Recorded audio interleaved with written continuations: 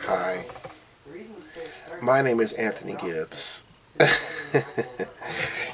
I just realized that some of the materials that I want to use, I have in a stack, so I can look at the camera and not have it be, too low before my face or whatever else it is. So anyway, what I want to discuss with you today was the Knights of the Golden Circle in more detail. But anyway, crap. You know what we're going to do right now live? We are going to reprop some books. And of course the books I need are on the very bottom of the stack.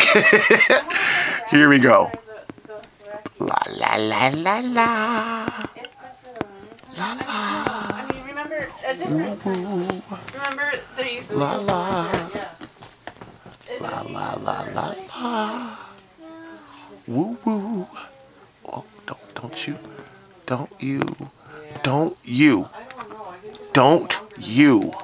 Whoa your boat before your expensive camera falls and then breaks. Whoa, see that catch right there, guys? That's a catch right there, guys. Oh, whoa.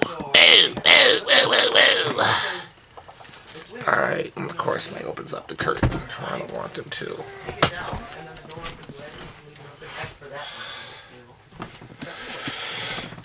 Okay, now that I have the curtain reshut, do I have everything I need in this one? Actually, I need a couple more of these books here, because I was going to use those too. Alright, this is going to be kind of bumpy, dumpy. Whoa, your horses. Alright. We got the books we need. Now to reprop the camera. Ooh. Does that work? Do you see my face? Okay. Now, the purpose of this is to talk about the Knights of the Golden Circle. Now, I almost broke my damn camera. And anyway, let me begin with my name. My name is Anthony Gibbs. And you're in my home. You're in my home where, well, you know what? I think we need one more book to prop this up. There we go. Alright, now is that better? I think it is. Alright. Anyway, this is about the Knights of the Golden Circle. I'm using several different books, and among them are The Knights of the Golden Circle by David C. Keene, Race and Manifest Destiny by Reginald Horsman, The Southern Dream of a Caribbean Empire by Robert E. May, and Tom Chaffin's Francisco Lopez and the First Clandestine U.S. War Against Cuba. Another book is in the stack that I'm looking at called A Manifest Destiny's Underworld. There's a few other articles and such that I've used for this too. Anyway, the Knights of the Golden Circle were this.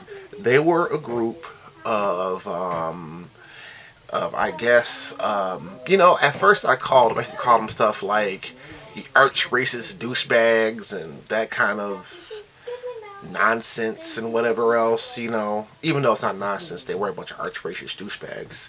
But it's more complex than that. I think oftentimes when we discuss race, I know it's a bit off the subject, but oftentimes when we discuss race, we throw like pejoratives into it and insults into it, because it's personal. No one likes being called, like a nigger or a kike or a spick or a cracker or a wop. No one likes being, having their ancestry insulted. So I'm not going to do that in the case of these guys. And the main reason why I won't do it is because it's a vast oversimplification of what it's about, and you'll see what I mean here in a second. Anyway,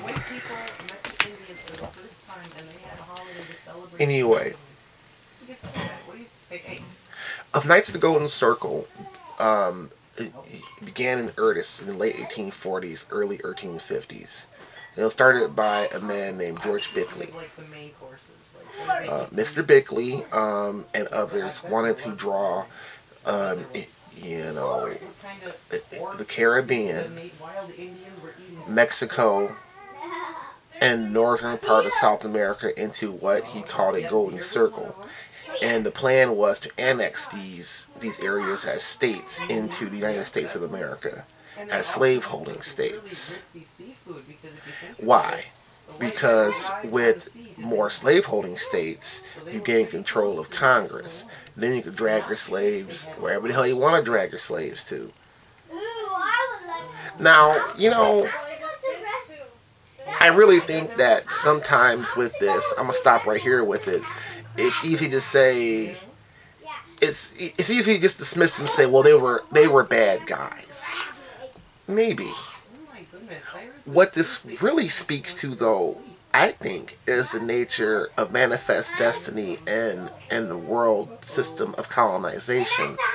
And what I mean by that in particular is, if you look at the time between the 1830s, 1840s, up until 1917, really, you had a mass expansion of colonialization in Africa and South America and in those places, you know, like, and in Asia and those places. You had many people bringing these exotic goods to market. Many people who were you had a lot of what was a jungle and what was not tenable farmland being turned into tenable farmland. And so what this means is that what these guys really wanted, it wasn't just to create slave states, it was to get like a better foothold in that worldwide market by using those slaves. Do you get what I'm saying? When you look at the Knights of the Golden Circle and what they wanted to accomplish, they wanted to have their own piece of the colonial pie. So, and you had, for example, in Nicaragua, for example, you had a filibuster, and a filibuster essentially is a privately sponsored invasion of a country. You had a filibuster in Nicaragua where essentially you had a privately sponsored American army show up, and then you had Vanderbilt, Cornelius Vanderbilt show up and filibuster the filibuster. So these things are very, very complicated, as you can see. Anyway, the Knights of the Golden Circle, at first, were about sponsoring these invasions. But later, as there is something, I have my Kindle that's not nearby right now. It's basically a book by a man named Felix Stiger, and that's Stidger. And Stiger was essentially an undercover cop. He was an undercover agent for the Union, and he found that these guys had a pretty extensive network in Ohio and Kentucky and Tennessee. Because you had many people in the North and the South who were perfectly okay with slavery and its expansion. And Knights of the Golden Circle were a natural to work with. Anyway, the Knights, once the secession crisis really picked up steam, the Knights kind of switched over their tactics to supporting the secession movement. And one of the big people that they worked with was the Texas Rangers. And this is the next part of this I want to discuss. The Texas Rangers essentially worked with the Knights by pushing secession, and how they did it in Texas was they squelched anybody who had a voice that was pro-union. Anything from shouting you down at meetings, to not inviting you to meetings, to harassment, even murder. You know, other voices like Sam Houston, they more or less, Sam Houston was the governor of Texas, and of course the person that helped make Texas independent in the War of Independence with Mexico. Essentially, Sam Houston, they couldn't push him around. He was an old man, but he's still powerful. So they just kind of made his job so hard that invariably he had to kind of stand out the way when they succeeded. Oh, you like laughing, huh? The reason why I bring this up is that these are some of the same tactics that were used in Reconstruction when they wanted to regain control of their government from the Republicans. They used murder, they used harassment, and they would squelch any voice that spoke up against this, behavior. So I think the Knights of the Golden Circle are important, not just for history, and I'll discuss more about them later, as I'm going to not do a super long video for you because it's Thanksgiving, but they're important, and we need to remember them because essentially there is an element in our country that does not want to cooperate. There's an element in our country that is a secessionist by their nature. There's an element in our country that does not want to mix. There's an element in our country that feels that might makes right on whatever we do. And I think that these elements were one of the things behind the Golden Circle Knights. Other prominent members of Knights Golden Circle included John Wilkes Booth and Jesse James, along with people like Albert Pike. Albert Pike was one of the people that helped founded the Klan and helped write a lot of their rituals. So you have a direct connection between the Knights and the Klan, right there, off rip. And this is not just me spitting in my mouth. This appears in this book, Albert Pike. So essentially, I guess we're going to go ahead and go now and do a short lesson on Knights of the Golden Circle. If there is anybody who wants to post something or wants to challenge me on something, wants to discuss this, feel free. Just put it on the comments. But the Knights, again, I want to close by saying these guys were. What is the most scary thing about the Knights of the Golden Circle, in my estimation, is not that they were arch-racist bastards. It was more along the lines of they illustrate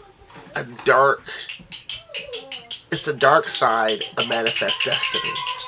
Essentially, it's the destruction of grab, and have, I guess. And it's justified through political ideology and religious notions. Did you hear that rhythm? So, and pseudoscience, that's always a fun one, And I guess I see the same elements now under the surface. Maybe they've evolved, I mean, maybe it's different now. Maybe back then the world was a giant game of Risk. And nowadays it's not. Anyway, I digress. You guys have a good day and enjoy your holiday seasons, okay? Goodbye.